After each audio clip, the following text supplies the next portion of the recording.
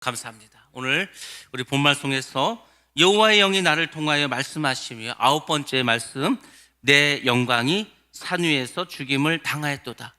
드디어 우리가 이제 오늘부터 사무엘하 말씀을 듣게 됩니다. 작년에 우리가 사무엘상을 했습니다. 사무엘상을 통해서 많은 은혜가 있었습니다. 사무엘하는 또 다른 은혜가 있고, 또 우리가 특별히 예수 믿는 우리가 어떻게 살아가야 되는가를 보여주는 말씀이기 때문에 특별히 잘 들으셔야 합니다. 사무엘하는 다윗의 승리가 나오고 그가 왕이 되는 모습이 나옵니다. 그러나 그는 왕이 되어서 실패를 경험하게 합니다. 처절하게 실패를 하고 말았습니다. 죗값이 너무 컸습니다. 그러나 그는 다시 회개를 하고 하나님의 용서를 받고 회복을 받고 그리고 감사하면서 사무엘하가 대단한 막을 내리게 됩니다. 사무엘상은 어떤 내용이었습니까? 사무엘이라고 하는 사람이 나왔습니다. 엄마 한나가 자녀를 낳지 못해서 하나님께 나서 열심히 기도해서 믿음의 아들 사무엘을 얻게 됩니다. 그리고 사울 왕의 이야기가 나오고 그 사울 왕이 죽음으로 사무엘상이 끝나게 됩니다. 그리고 그 과정 속에서 다윗은 엄청난 고난과 핍박을 받게 됩니다. 너무나 많은 훈련을 받게 됩니다. 그때 그는 하나님을 의지합니다. 그리고 그 시련을 다 맞서서 승리하게 됩니다. 그리고 이제 사무엘하로 넘어가면서 다윗의 왕의 등극, 그리고 그의 죄악들, 그리고 그의 죄악 결과로 인한 형벌, 그러나 그 가정에서도 하나님이 그를 회개해 주시고 그리고 회개를 받아주시고 용서해 주시고 다윗의 왕조가 견고히 서가는 것을 보여줍니다. 여러분들, 우리가 인생을 살아가고 있지 않습니까? 여러분은 어떤 인생을 원하십니까? 사무엘상과 같이 고난과 고통과 훈련이 반복되는 그런 삶을 원하십니까? 아니면 왕이 되어서 편안하게 살아갔던 이 다윗, 그러나 그 과정에 죄를 졌던 다윗, 사무엘하와 같은 인생을 원하고 계십니까? 저는 쭉 이 사무엘상과 사무엘하를 묵상하면서 차라리 사무엘상의 삶이 낫겠다. 고난 중에 있을 때 우리의 믿음은 더 성장합니다. 고난 중에 있을 때 우리는 더 주님께 가까이 나아갑니다. 그 이야기는 뭐냐면 우리가 구원받을 수 있는 확률이 훨씬 더 높아진다는 겁니다. 우리 모든 인간은 죄성을 가지고 있기 때문에 배부르고 등 따시면 주님을 떠납니다. 내가 만사형통하면 기도하지 않습니다. 은혜를 떠나서 세상으로 나아가면 결국은 탕자와 같은 삶을 살아갈 수밖에 없습니다. 그래서 전도서에서는 이렇게 말해주고 있습니다. 초상집에 가는 게 잔치집에 가는 것보다 낫다. 왜 그렇습니까?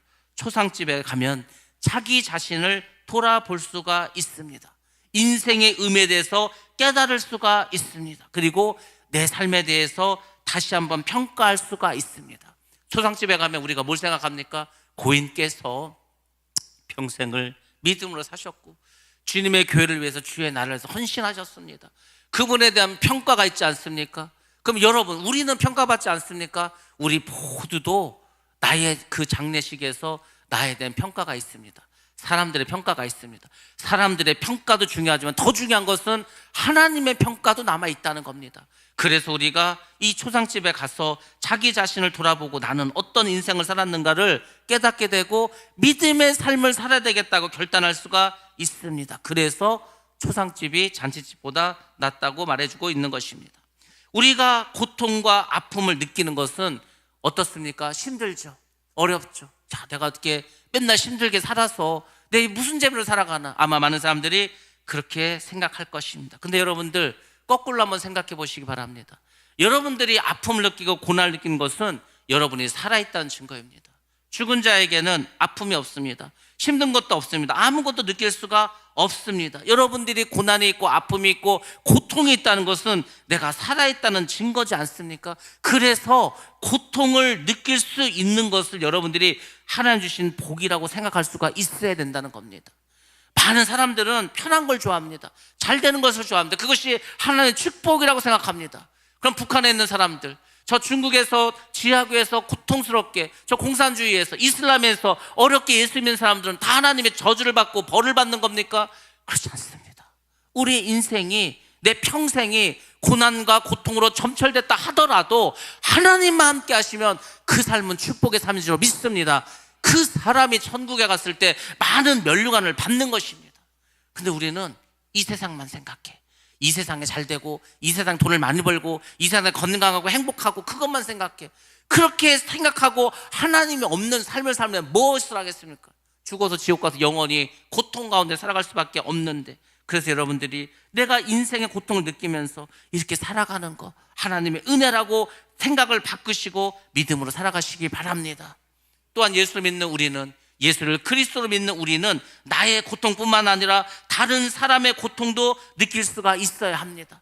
나만 잘 먹고 나만 병이 없고 나만 그냥 모든 일이 풀리면은 야 아무 걱정이 없다, 이건 믿지 않는 사람들의 태도입니다. 예수를 믿는 우리는 항상 돌아봐야 돼요. 제가 말씀드리지 않았습니까? 하나님의 마음이 어디에 가 있다고 했습니까? 가난한 자, 과부와 고아와 객, 예수를 믿지 않는 그곳에 항상 하나님의 마음이 가 있습니다. 그러니까 우리가 그들을 향해서 하나님의 마음, 이 안타까운 하나님의 마음을, 하나님의 고통을 느끼실 수 있어야 됩니다. 그것이 바로 십자가의 사랑이라는 겁니다. 말로만 사랑하는 거 무슨 의미가 있겠습니까? 야, 저 사람 참 고통스럽겠다, 저 사람 이렇게 아프니까 힘들겠다. 여러분 진짜 한번 아파보시기 바랍니다. 얼마나 힘든지 아십니까? 여러분 나이가 들어서 보이지도 않고 잘 들리지도 않고 뭘 먹어도 맛도 안 나고 늘 몸에 통증이 있고 경험해 보지 않으면 모르는 거예요. 그래서 제가 늘 말씀드리지 않습니까? 아프신 분들, 또 나이 드신 분들, 어르신들 찾아가든지 전화를 신방하든지, 그게 왜 그러냐면 우리가 그렇게 될 수 있다는 겁니다. 우리가 그분들의 아픔을 미리 한번 경험해 보고 깨달아 보는 거예요. 그것이 십자가의 사랑이라는 겁니다. 그것을 하나님께서 원하는 겁니다. 그래서 우리 공동체는 다른 사람의 고통도 느낄 수 있는 그런 살아있는 공동체가 되시기 바랍니다. 그게 교회지 않습니까? 나만 잘 되면 돼, 다른 사람은 어떻게든 상관이 없어. 그것은 교회가 아니고 지체의식이 아니라는 겁니다. 왜 하나님께서 이 교회를 예수 그리스도를 머리로 한 지체라고 했습니까? 여러분들 손이 아프면 온몸이 아픈 겁니다. 배가 아파도 온몸이 아픈 겁니다. 그러니까 우리 지체 중에 누가 아픔이 있고 고통이 있다는 것은 바로 우리의 아픔이고 나의 아픔이라는 것을 여러분들이 반드시 깨달으시기 바랍니다. 그것이 하나님 우리에게 원하는 것입니다. 사무엘하 1장은 사울과 요나단의 죽음으로 시작합니다. 그리고 그것을 슬퍼하는 다윗의 모습이 나옵니다. 비록 원수와 같았던 사울이지만 다윗은 그 사울왕은 하나님께서 세우신 종이고 기름받은 종이었기 때문에 애통해하고 슬퍼하고 그리고 괴로워했습니다. 그것이 바로 하나님의 사랑이고 하나님의 마음을 가진 사람이 가져야 할 태도입니다. 왜 하나님께서 특별히 다윗을 사랑했습니까? 다윗은 내 마음에 합한 자라고 했습니다. 다윗에게도 하나님의 사랑과 하나님의 마음이 있었다는 겁니다. 그래서 그는 1장에서 그들의 죽음을 슬퍼하는 애가를 부르게 된 것입니다. 그 노래는 사랑의 노래였고 용서의 노래였고 결과적으로 이스라엘을 다시 하나로 묶을 수 있는 원동력이 되었다는 겁니다. 사무엘상과 사무엘하는 원래 하나의 책이었습니다. 사무엘하 1장은 사무엘상 31장을 요약한 그런 장입니다.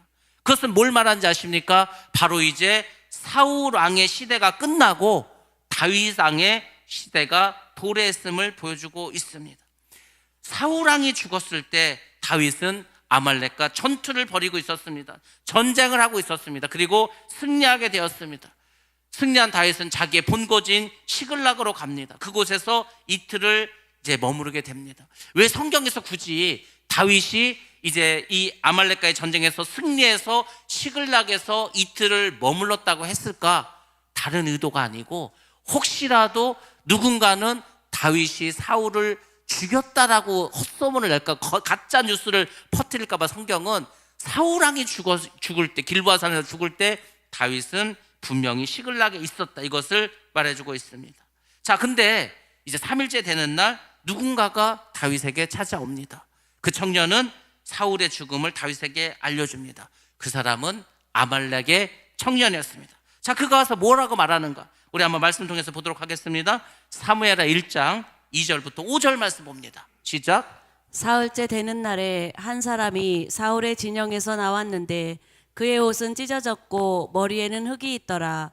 그가 다윗에게 나와 땅에 엎드려 절하매 다윗이 그에게 묻되 너는 어디서 왔느냐 하니 대답하되 이스라엘 진영에서 도망하여 왔나이다 하니라. 다윗이 그에게 이르되 일이 어떻게 되었느냐 너는 내게 말하라. 그가 대답하되 군세가 전쟁 중에 도망하기도 하였고 무리 가운데에 엎드러져 죽은 자도 많았고 사울과 그의 아들 요나단도 죽었나이다 하는지라. 다윗이 자기에게 알리는 청년에게 묻되 사울과 그의 아들 요나단이 죽은 줄을 내가 어떻게 아느냐. 아멘. 예, 아말렉 청년이 와서 이렇게 보고를 합니다. 자기는 이스라엘 진영에 있었는데 겨우 살아서 왔다고 합니다. 근데 그는 어떻게 되어 있습니까? 옷이 찢어져 있었고 머리에 흙이 있었습니다. 이 고대 근동 지방에서 죽음이나 패전과 같은 극도로 슬픈 표현을 나타낼 때 하는 것이 옷을 찢고 머리에 흙을 바르는 것이었습니다. 그러면 이 청년이 정말로 사울왕의 죽음이 슬퍼서 그래서 이렇게 했을까? 그것이 아닙니다. 이 청년은 다윗의 마음을 얻기 위해서 사실은 다윗에게 거짓을 고하고 있는 겁니다. 이 청년은 생각했습니다. 다윗이 사울왕을 원수로 생각할 것이다. 왜? 사울이 지금 다윗을 죽이려고 얼마나 오랫동안 쫓아다녔습니까? 그것을 사람들이 모릅니까? 다 알고 있었습니다. 다윗은 길보아 전투에서 이스라엘이 블레셋의 참패를 당하고 그때 사울왕과 요나단이 죽었다. 그래서 믿을 수가 없었습니다. 그래서 다시금 더 확실한 증거, 정말 죽었다는 그 증거, 죽었다면 뭐가 있을 거 아니냐, 그것을 이 청년에게 요구하게 됩니다. 자, 그것에 대해서 성경은 이렇게 우리에게 말씀해주고 있습니다. 6절부터 10절 말씀 한번 보겠습니다. 시작. 그에게 알리는 청년이 이르되 내가 우연히 길보아 산에 올라가 보니 사울이 자기 창에 기대고 병거와 기병은 그를 급히 따르는데 사울이 뒤로 돌아 나를 보고 부르시기로 내가 대답하되 내가 여기 있나이다 한즉 내게 이르되 너는 누구냐 하시기로 내가 그에게 대답하되 나는 아말렉 사람이이다 한즉 또 내게 이르시되 내 목숨이 아직 내게 완전히 있으므로 내가 고통 중에 있나니 청하건대 너는 내 곁에 서서 나를 죽이라 하시기로 그가 엎드러진 후에는 살 수 없는 줄을 내가 알고 그의 곁에 서서 죽이고 그의 머리에 있는 왕관과 팔에 있는 고리를 벗겨서 내 주께로 가져왔나이다 하니라. 아멘. 아멘. 예, 아말렉 청년이 사울왕의 죽음에 대해서 세 가지로 증거합니다. 첫 번째는 전쟁 상황을 자세히 묘사합니다. 자기가 우연히 길보아 산에 가게 되었어. 그랬더니 블레셋의 병거와 기병이 다가오고 있었다는 겁니다. 그리고 사울왕은 부상을 입었다고 말을 합니다.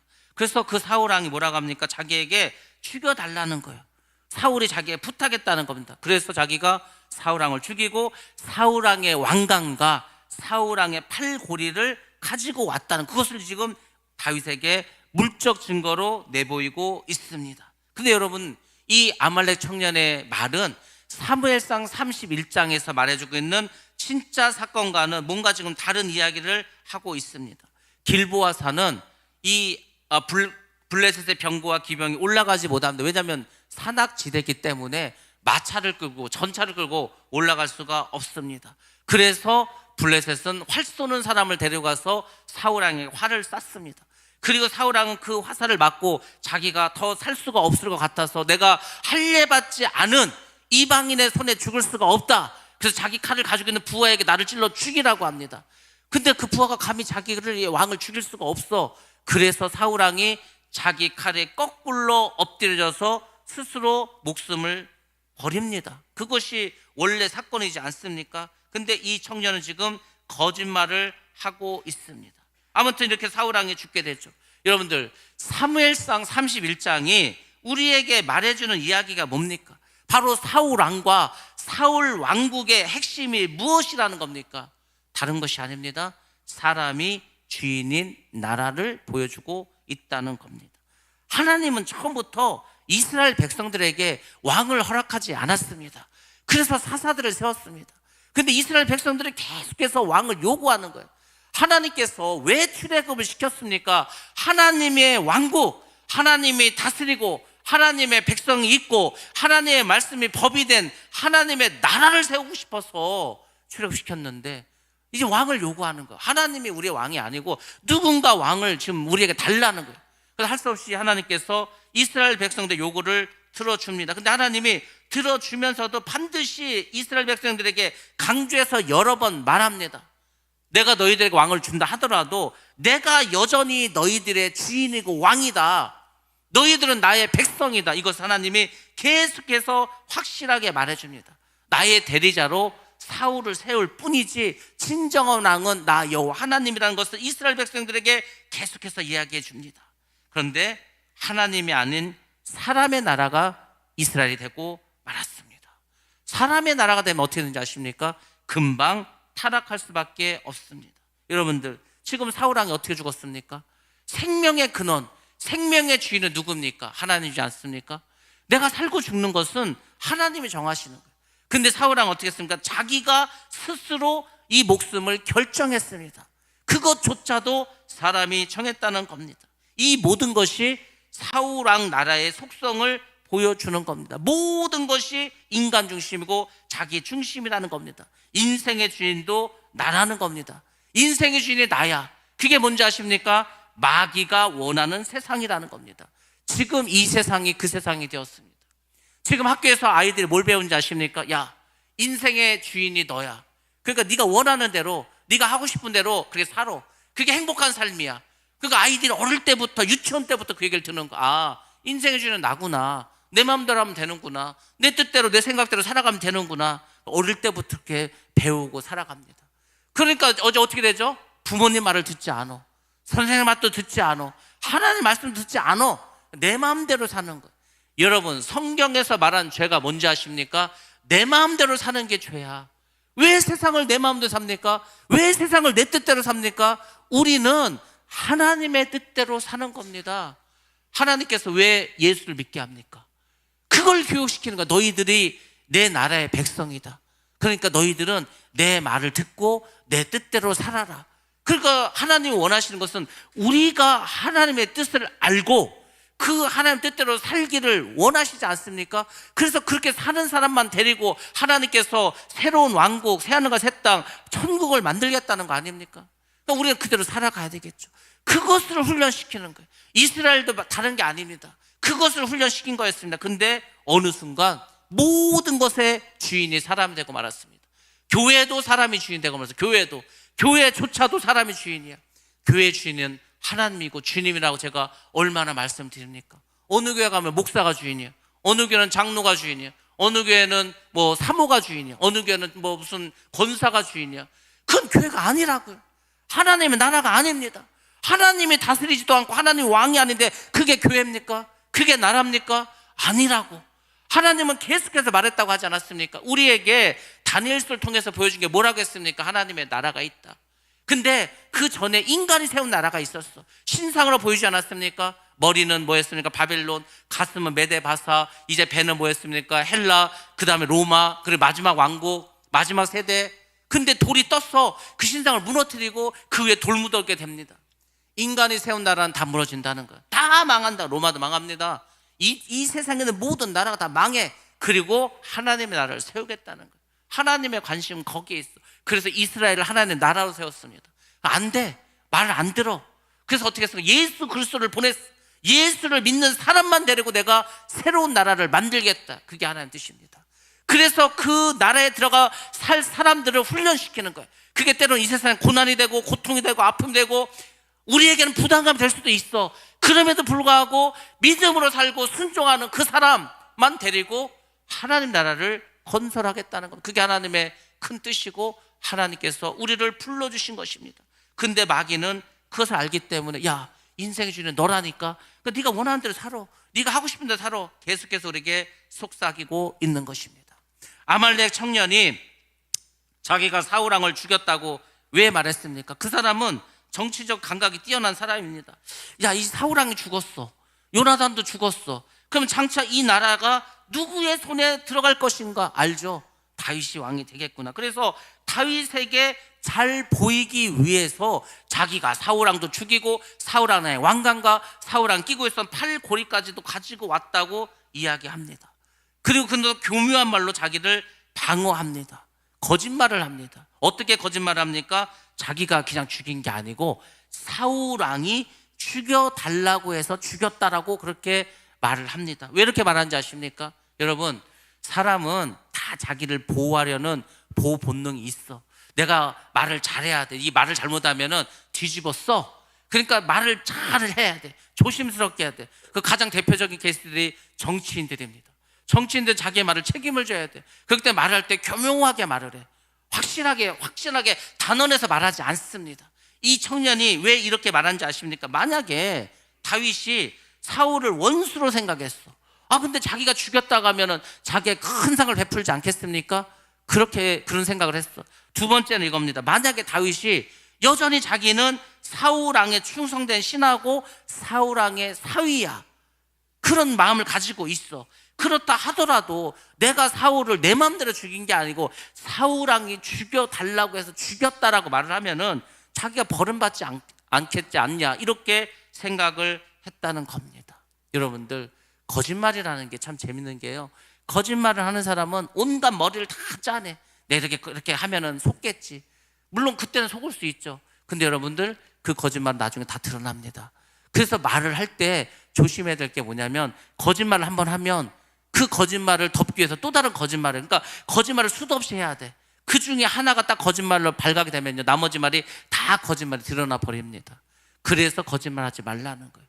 거짓말하면 다 드러납니다. 이 세상에서 내가 머리가 너무 좋아서 이 세상에서 내가 걸리지 않았어. 하나님의 심판대 앞에서 다 드러납니다. 더 문제죠. 차라리 이 세상에서 나의 거짓말이 발각이 돼서 내가 회개할 수 있는 기회라도 있으면 회개라도 해서 천국 갈 기회가 있는데, 이 세상에서 발각이 안 돼서 회개도 하지 않으면 지옥행입니다. 우리가 그걸 잘 생각해야 돼. 우리가 믿음이 있다면, 하나님의 자녀라면, 하나님을 믿는 예수의 제자들이라면요, 이런 것을 우리가 반드시 기억해야 됩니다. 다윗은 이 청년의 거짓말을 단번에 간파했습니다. 다윗이 보통 사람이 아닙니다. 성령과 늘 함께하는 사람이야. 하나님의 마음을 가진 사람이야. 그 다윗이 속아 넘어가겠습니까? 그렇지 않습니다. 다윗은 부활시켜서 그를 처단합니다. 그리고 다윗의 반응이 나옵니다. 자, 11절부터 16절까지의 말씀 한번 보겠습니다. 시작. 이에 다윗이 자기 옷을 잡아 찢음에 함께 있는 모든 사람도 그리하고 사울과 그의 아들 요나단과 여호와의 백성과 이스라엘 족속이 칼의 죽음으로 말미암아 저녁 때까지 슬퍼하며 울며 금식하니라. 다윗이 그 소식을 전한 청년에게 묻되 너는 어디 사람이냐? 대답하되 나는 아말렉 사람 곧 외국인의 아들이니이다 하니, 다윗이 그에게 이르되 내가 어찌하여 손을 들어 여호와의 기름 부음 받은 자 죽이기를 두려워하지 아니하였느냐 하고, 다윗이 청년 중 한 사람을 불러 이르되 가까이 가서 그를 죽이라 하매 그가 치매 곧 죽으니라. 다윗이 그에게 이르기를 내 피가 내 머리로 돌아갈지어다.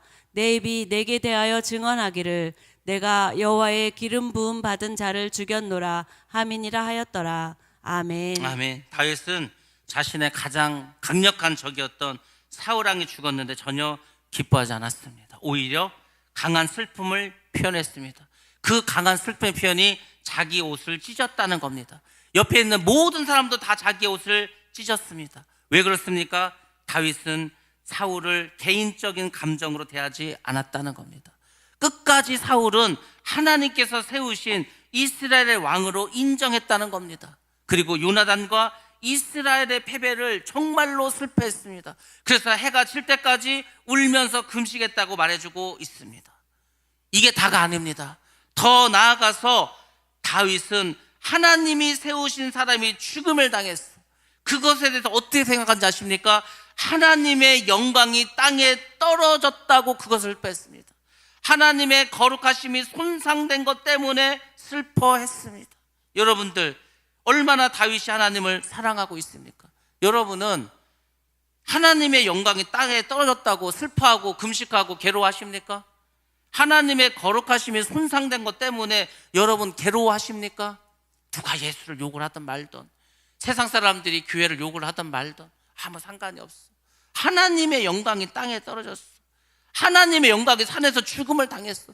다윗은요, 물론 그 생각을 했어. 사울왕의 죽음과 요나단의 죽음과 이스라엘의 패배에 대해서도 슬펐어. 근데 그것은 어찌 보면 인간적인 슬픔이고요, 정말 다윗이 고통스러웠던 거 뭐냐면 예수의 이름이, 하나님의 이름이 땅에 떨어졌다는 거예요. 여러분들, 다윗이 어떤 사람입니까? 자기 형들이 전쟁터에 갔어. 근데 세상에 블레셋 가드 사람 거인이 나왔어. 골리앗 앞에서 꼼짝을 못하네. 골리앗이 막 하나님을 욕을 하는 거예요. 막. 다윗이요, 하나님이 욕하는 거 열받아서 싸우러 나가지 않았습니까? 그 다윗이야. 근데 어떻게 하나님이 세우신 왕이 죽임을 당할 수 있지? 하나님의 나라가 어떻게 이방인에게 이렇게 패배를 당할 수 있지? 그게 마음이 아팠다는 겁니다. 그래서 더 슬퍼하고 더 고통스러워했다는 거예요. 어제가 3.1절이었습니다. 우리 일제시대를 겪지 않았습니까? 일제시대 때 정말 우리 조선에 위대한 선생이 있었습니다. 이상제 선생이라는 분이 있었습니다. 이분이 한 번은 며느리가 슬피 울어 땅을 치면서 통곡을 하고 우는 거야. 그래서 도대체 무슨 일이 있는데 이렇게 슬퍼하냐 했더니 도둑놈이 들어와서 우리 집 재봉틀을 훔쳐갔다는 거예요. 우리 집은 이제 망했다는 거예요. 막 슬퍼하면서 괴로워합니다. 이상제 선생이 며느리를 크게 혼내면서 말합니다. 너는 우리 조선이 망했을 때 이렇게 땅을 치면서 울면서 통곡했냐? 나라가 망했는데도 가만히 있었는데 그거 하나, 재봉틀 하나 없어졌다고 이게 세상이 다 망한 것처럼 이렇게 슬피 우냐고 혼냈습니다. 근데 우리가 다 그렇지 않습니까? 여러분은 뭐가 그렇게 슬픕니까? 뭐가 그렇게 아픕니까? 뭐가 그렇게 애통합니까? 내가 망하면, 내가 죽을 병에 들면, 내 자식이 고통을 당하면, 내 삶에 어려움이 오면 그때 막 하나님께 나가서 울면서 부르짖으면서 나를 살려달라고 막 하십니까? 근데 그런 여러분들이, 우리가 하나님의 이름이 땅에 떨어지고 하나님의 영광이 땅에 떨어질 때 그렇게 고통하면서 아파하면서 슬퍼하면서 금식하면서 기도해 보셨습니까? 다윗은 지금 크게 마음이 아픈 거예요. 얼마나 지금 하나님을 사랑하는 마음을 가지고 있습니까? 다윗은 사울의 죽음으로 인해서 왕이 될 수 있는 좋은 기회를 가지게 되었습니다. 그렇지만 그게 아니야. 다윗은 지금 자기 자신을 생각하는 게 아닙니다. 오늘날 우리 성도들이 왜 오늘날 우리 교회가 욕을 먹고 있습니까? 다 나와서 기도하는 게 내 영광을 위해서 기도하고 있지 않습니까? 여러분들은 우리 교회를 위해서, 이 나라 이민족을 위해서 더 많은 기도를 하고 있습니까? 아니면 나의 문제, 현재 나의 갇힌 우리의 가정의 문제, 뭐 이것만 가지고 기도를 하고 계십니까? 주님께서 우리에게 말씀하신 건 뭡니까? 먼저 그의 나라와 그의 의를 구하라고 하지 않았습니까? 너희가 기도할 때 하나님의 나라, 하나님의 영광, 하나님의 의를 위해서 더 많이 기도하라는 거지 않습니까? 그런 기도는 애시당토 하지도 않아. 교회를 위해서도 하지도 않아. 금산지역을 위해서도 지금 이 땅에 지금 이렇게 점점 예수를 믿는 사람이 줄어져 가는 거에서 마음 아파하지도 않아. 여러분들 TV를 보면은요, 교회를 욕하는 게 얼마나 많이 나오고 있는지 아십니까? 왜 교회가 이렇게 욕을 먹어야 되는가? 왜 교회가 정신을 차리지 못하고, 왜 하나님의 영광과 하나님 뜻과 하나님의 나라를 위해 살진 않고 왜 지금 다른 짓을 하고 있는가? 그런 걸 보면서 정말로 눈물 흘리면서 기도하십니까? 하나님이 원하는 것은 다른 게 아니에요. 정말로 철이 든 게 뭔지 아십니까? 여러분, 우리가 철들었다고 하지 않습니까? 뭐가 철드는 겁니까? 부모의 마음을 아는 게 철이 드는 거예요. 자녀는 부모의 마음을 모릅니다. 우리가 금요일마다 지금 신앙의 성장과 성숙에 대해서 계속 말씀드리지 않습니까? 24번째 말씀드렸습니다. 초신자의 상태, 어린아이의 상태, 깐나라의 상태, 청년의 상태, 어른의 상태, 그 믿음의 단계를 계속 말씀드리고 있습니다. 근데 제가 그 말씀을 전할 때만 느끼는 게 뭐냐면, 우리는 여전히 어린아이의 신앙의 모습이야. 믿는다고 하는데 뭐 믿지 않는 사람하고 별 차이가 없어. 그냥 교회는 나와서 예배드리는데 생각하는 거나 행동하는 거나 말하는 것은 별 차이가 없어. 하나님의 마음을 정말로 기쁘시게 해줄 만한 믿음의 아비들이 별로 없다는 겁니다. 지금 그게 문제. 여러분들, 성경에서 소돔과 고모라가 왜 망했다고 합니까? 동성애를 해서? 죄가 간영해서? 그게 아니요. 소돔과 고모라는요, 성경이 분명하고 확실하게 알려줍니다. 의인 열이 없어서 망한 겁니다. 이 세상이 왜 망한지 아십니까? 죄가 간영해서, 사랑이 없어서? 그게 아니고 의인이 없어. 믿는 사람이 없어. 하나님의 마음을 기쁘시게 하신 사람이 없어. 그래서 망하는 겁니다. 그래서 우리가 기왕에 예수를 믿는다면 하나님의 마음이 뭔지, 하나님 뜻이 뭔지, 그의 나라와 그의 의를 구하는 것이 무엇인지를 여러분들이 먼저 기억하라는 겁니다. 그래서 여러분들이 항상 기도할 때 나만 잘 되면 된다, 이것이 아니에요. 지금 우리 한국 교회는요, 교회에서도 이걸 가르칩니다. 야, 나만 잘 되면 돼, 나만 1등 하면 돼, 나만 돈 많이 벌면 돼, 나만 성공하고 출세하면 돼. 근데 여러분, 진정한 성도는 뭔지 아십니까? 나를 넘어서야 돼. 나를. 어떤 선수가 운동을 잘했어, 그의 MVP로 뽑혔어. 정말로 그 선수가 위대한 선수라면은 자기가 MVP로 뽑힌 걸 기뻐한 게 아니고 우리 팀이 우승하지 못한 것에 대해서 마음 아파야 되는 겁니다. 우리 다 동료들이 열심히 이렇게 했는데 우리 팀이 우승하지 못해서 제가 그게 아픕니다. 제가 이거 MVP 된 거 이건 아무것도 아닙니다. 이런 생각이 될 거지 않습니까? 같은 교회를 다니는데 다른 성도가 문제가 있고 아픔이 있고 슬픔이 있는데 관심이 없어. 그저 나만 기도해서 나만 잘 되면 돼. 그 천국 아닙니다, 여러분. 하나님의 나라 아닙니다. 하나님의 나라는 그렇지 않습니다. 하나님은 우리에게 보여주시고 말씀하신 건 그걸 말하는 거예요.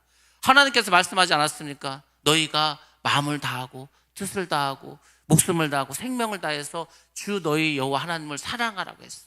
그리고 뭐라고 했습니까? 내가 너희를 사랑한 것이 너희도 서로 사랑하라고. 주님께서 우리에게 알려주신 모든 계명은 다 이 안에 있습니다.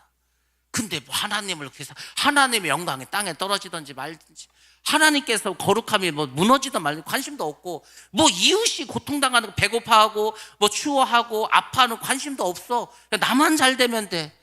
여러분, 왜 예수님께서 제자를 부르실 때 믿는 예수를 따른 자들에게 주셨던 가장 중요한 핵심적인 말이 뭡니까? 너희가 나를 따르려면 자기를 부인하고 자기 십자가를 지고 나를 따라야 돼. 그거는요, 그냥 스쳐 지나가는 말이 아니고 예수를 믿는다면은 반드시 그렇게 하라는 겁니다. 반드시 하라는 건 지키지도 않고 교회만 나오면 되는 줄 알고, 아니라니까요. 예수를 믿는 게 뭔지를 몰라. 여전히 하나님을 믿고 하나님 나라가 어떻게 건설되고 천국이 뭐고 지옥이 뭔지를 몰라. 그러니까 문제지 않습니까? 제가 어제 한 통의 전화를 받았습니다. 자기가 도저히 힘들어서 이제는 무당이 돼야 되겠다는 거예요. 제가 그랬습니다. 무당 되면 끝이라고. 힘들고 어려우면 차라리 기도원에 가서 죽으면 죽으리라, 그 각오를 가지라고. 여러분들 왜 무당되는지 아십니까? 자기가 교회도 다니고 기도도 받고 했는데 하나도 낫지가 않았대. 무당되는 사람의 특징은 뭐냐면요, 절대로 회개를 하지 않습니다. 절대로 회개를 안 해. 회개를 안 하기 때문에 귀신이 안 떠나는 거예요. 아니, 기도를 해주면 뭐합니까? 자기가 회개를 안 하는데 자기의 어떤 믿음으로 살려는 고백과 이게 있어. 신앙 고백도 안 해.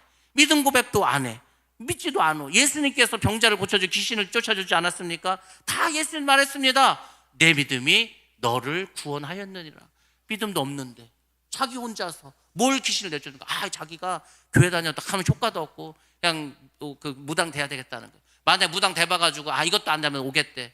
무당하다가 왔는데요, 그 무당 된 귀신이 그 사람을 교회 편안하게 다니게 해줄 것 같습니까? 제가 그랬습니다. 지금도 힘들지 무당 돼갖고 다시 오면 100배 1000배 더 힘든 거예요. 차라리 죽으면 죽으리라, 그 믿음을 가지고 기도원에 가서 기도하라고. 말을 듣습니까? 안 듣지. 그런 거예요. 여러분들, 예수를 믿는 거는요, 단순히 교회 다니고 이게 아니야. 내가 잘 되고 이것도 아니야. 내가 잘 되기 위해서 절에도 가고 무당도 가고 굿도 하지 않습니까? 굿 왜 합니까? 나 잘 되게 하고 돈 벌자고 병 낫자고 다 그러지 않습니까? 근데 교회 와서도 여전히 똑같아. 그냥 나 잘 되고 성공하고 병 낫고. 그게 아니라고. 우리는요, 나를 철저하게 버리고 하나님 뜻을 이루고 그래서 그분의 나라를 만들어 가는 거예요. 그냥 그 사람이 천국 간다고요. 그래서 천국 가는 사람 많지 않다는 겁니다. 천국은 다른 걸로 평가하는 게 아니야. 하나님께서 그냥 주신 말씀대로, 예수님도 말하지 않았습니까? 야, 너희가 주여 주여 한다고 천국 가는 게 아니야. 아버지의 뜻대로 행하는 자, 말씀대로 순종하는 자, 그 사람 천국 간다고 하지 않았습니까? 아무튼 우리가 지금도 넘어야 할 그 길이 너무도 많습니다. 다윗은 이 사울 왕의 죽음을 전한 아말렉 청년을 죽입니다. 아말렉은 어떤 나라였습니까? 아말렉은 에서의 아들 엘리바스의 후손이었습니다. 유다 남부 네게부 사막과 시나이 이 광에 살았던 민족이었습니다. 근데 하나님은 출애굽한 이스라엘 백성을 뒤가 누가 있습니까? 노약자, 노인, 어린이, 여자들, 거기를 쳐가지고 이스라엘을 공격하지 않았습니까? 하나님께서 너무 화가 나가지고 이 아말렉은 영원히 멸하실 거라, 벌하실 거라고 약속을 했습니다. 그래서 사울이 왕이 됐을 때 하나님이 뭐라 했습니까? 아말렉을 진멸하라고 했습니다. 근데 사울은 어떻게 했습니까? 죽이려고 보니까 아까워. 야, 이 사람들 좀 살려줘서 힘 있는 놈 좀 우리가 종으로 좀 써먹자. 이 살진 소 이거 양을 왜 죽여? 이거 하나님께 제사 지내자. 하나님 그 제사 안 받습니다. 제가 아까 일부 예배 때도 말씀드렸지만 여러분들 반드시 기억하시기 바랍니다. 우리가 뭐 하나님의 일을 한다고 해. 근데 내가 생각할 때는 이렇게 우리가 너무 손해가 큰데, 이렇게 하면 우리가 너무 데미지가 많은데, 이거는 너무 우리가 좀 안 좋은 방법 같은데, 그래서 자꾸 인간적인 생각을 합니다. 하나님은요, 한 영혼을 구하기 위해서 10명도 죽일 수 있습니다. 하나님은 한 영혼을 구하기 위해서 1억도 쓸 수 있고 10억도 쓸 수 있는 게 하나님입니다. 인간적으로 볼 때는 아니죠. 이거 비합리적인데, 자꾸 인간적인 방법을 동원하는 거, 하나님의 일을 하면서 아닙니다. 하나님은 그거 받지 않습니다. 왜 하나님이 우리에게 말씀을 주십니까? 하나님이 힘이 없어서 우리에게 일 시킵니까? 하나님이 천사를 시키면 우리보다 더 잘하는데, 하나님이 하시면 말로만 하면 다 되는데 왜 굳이 사람을 불러서 우리에게 일을 시킵니까? 그것도 어려운 방법으로. 쉬운 방법도 있는데 왜 포크레인 한 번이면 될 것 같고 삽 놔주고 삽으로 땅 파라고 합니까? 하나님은 땅 걸 보려고 하는 게 아니야. 우리가 잘하고 못하고 하는 걸 보려고 하는 게 아니고 우리가 하나님 말씀대로 하는가를 보는 거예요. 제가 부모지 않습니까? 자녀들에게 뭘 시키고 제가 이제 평가를 하겠죠. 뭘로 평가하겠습니까? 제가 시킨 대로 했는가 안 했는가. 마찬가지입니다. 교회도 마찬가지. 제가 이제 교회 목회자되고 목사다 보니까 뭘 이렇게 일을 시킬 거지 않습니까? 다른 거 안 봐.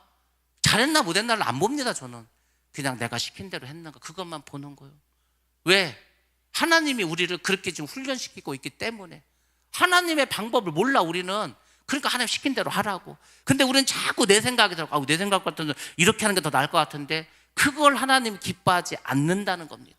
그래서 하나님 나라를 우리가 바로 배울 수 있도록 해야 한다는 겁니다. 그래서 그 아말렉을 진멸하라는 명령이 어겼기 때문에 결국 사울왕은 패를 당하고 맙니다. 다윗은 어떻습니까? 왕이 되기도 전부터 아말렉을 멸망시킵니다. 하나님의 충성된 왕으로 준비를 다 마쳤습니다. 아말렉에 대한 하나님의 심판을 완성했다는 겁니다. 다윗은 자신의 정적 사울왕과 깊은 사랑과 우정을 나누는 친구 요나단을 위해서 애가를 불러줍니다. 그것을 활의 노래라고 합니다. 사무엘하 1장 19절부터 27절에 나와 있습니다. 이 내용이 뭡니까? 모든 유대인에게 이 노래를 가르쳐서 사울왕과 그 요나단을 기억하라는 거지 않습니까? 그래서 야살의 책에 기록합니다. 이 활의 노래를 통해서 다윗은 세 가지를 말합니다. 다윗은 개인적인 슬픔을 민족의 슬픔, 공동체 슬픔으로 승화시킵니다. 단순히 한 왕이 죽은 게 아니다. 이 왕의 죽음은 우리 이스라엘 모두에게 슬픔이고 하나님에 대한 우리의 슬픔이다. 그걸 말해주고 있지 않습니까? 두 번째로 사울왕의 용맹함을 노래합니다. 사울이 왕이 될 때 얼마나 많은 전투에 나가서 승리했습니까? 외모가 준수했습니까? 하나님이 기뻐하지 않았을까? 사울왕을 보고 처음에 그것에 대해서 말합니다. 사울과 요나단은 용맹했던 과거를 회상하면서 슬퍼했습니다. 세 번째, 사울왕과 요나단의 사랑에 대해서 이야기를 합니다. 다윗은 요나단뿐만 아니라 사울에 대한 사랑도 이야기를 하면서 애도합니다. 사울왕이 다윗 사랑했거든요. 사울왕이 그 어린 다윗이라서 골리앗을 죽였을 때 얼마나 사랑스럽겠습니까? 자기와 옆에 와서 노래 부르라고 하지 않았습니까? 자기의 딸 미갈을 주지 않았겠습니까? 다윗이 정말로 사랑했던 여인이 미갈입니다. 그게요, 성경 적기적에서 나와. 그 딸도 줬어. 그러니까 다윗도 물론 나중에 원수가 됐지만 결국 그 사울왕에 대한 사랑이 있지 않았겠습니까? 그것을 다 이 노래를 통해서 애도합니다. 다윗은 끝까지 자신의 감정을 잘 추스리면서 진정한 슬픔을 표현했습니다. 여러분들, 이런 다윗의 영성이 어디에서 왔습니까? 다른 데서 온 게 아닙니다. 늘 하나님과 동행하는 사람이었기 때문에 가능했습니다. 늘 하나님의 영광과 하나님 나라의 공동체의 유익을 생각했기 때문에 가능했다는 겁니다. 우리에게 지금 필요한 것이 바로 이런 영성이라는 겁니다. 그런 다윗을 하나님 어떻게 했습니까? 그를 높여주고 고귀하게 사용했습니다. 여러분들, 지금 우리나라가 어떤 상태입니까? 치열하게 싸우고 있습니다. 근데 51대 49, 이게 문제입니다. 누가 이겨도 이긴 게 아니라는 겁니다. 오직 상대방의 수치와 죄만을 열거합니다. 호불호가 분명하게 갈려. 누가 돼도 욕을 먹는 거야. 이제는 누가 돼도. 왜? 반대파가 너무 많기 때문에. 반은 반대하는 사람인데 그 사회가 온전히 갈 수 있겠습니까? 세대 간의 분열보다도 더 강한 이념점으로 변화되고 있습니다. 여러분들, 이념, 사상은 종교와도 같은 겁니다. 우리가 해방을 맞이하고 6.25가 터지기 전에 공산주의를 할 거냐 민주주의를 할 거냐를 갖고 이 이념 가지고요 치고받고 서로 죽이고 싸웠습니다. 그러다가 6.25 전쟁이 일어나지 않았습니까? 여러분들 이런 상황 속에서 친정 하나님이 우리에게 원하시는 믿는 우리의 모습은 무엇이겠습니까? 다른 게 아니요, 나를 죽이려던 원수가 죽었을 때 그를 애도하는 모습이라는 겁니다. 그 믿음을 하나님은 원하고 계시는 거예요. 나의 감정과 나의 욕심과 나의 정욕이 아니라 하나님의 영광과 하나님의 나라와 하나님의 뜻을 위해서 그분의 음성을 듣고자 최선을 다하는 그 사람을 하나님은 지금 원하고 있지 않겠습니까? 여러분들 2025년 3월이 시작되었습니다. 여러분의 인생은 얼마나 남으셨습니까? 여러분들 남은 그 인생을 오직 하나님 뜻을 이루시는 의의 병기로 쓰임받으시기 바랍니다. 그리고 하늘나라의 백성으로 살아가시기 바랍니다. 하늘나라는 죽어서 가는 나라가 아니고 이미 이 지상 천국이 예수님이 오셨기 때문에 하나님 왕국이 이 땅에 이미 이루어졌고 우리 이 땅에서 이미 하나님 나라의 백성으로 살아가고 그 자가 주님이 오셨을 때 그분의 나라에 가서 여전히 살게 되는 것입니다. 그래서 여러분들 생각을 바꾸시고 여러분 이 모든 믿음이 성장하고 성숙해서 정말로 하나님이 기뻐하시는 우리 모두가 되시기를 주님의 이름으로 축원합니다.